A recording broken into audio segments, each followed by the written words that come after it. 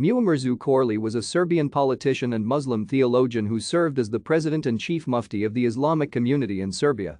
An ethnic Bosniak, he served as an MP from 2016 to 2020 and as the vice president of the National Assembly of Serbia from October 2020 until his death.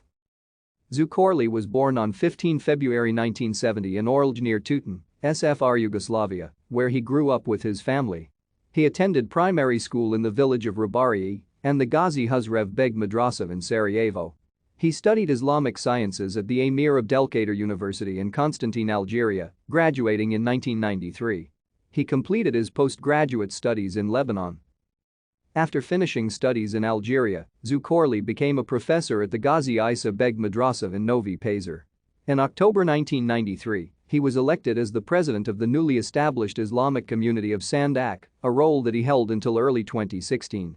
Zukorlić was later elected in 2007 as the president of the Islamic Community in Serbia and as the chief Mufti. Thank you for watching. Like and subscribe if you would like to view more of our videos. Have a nice day.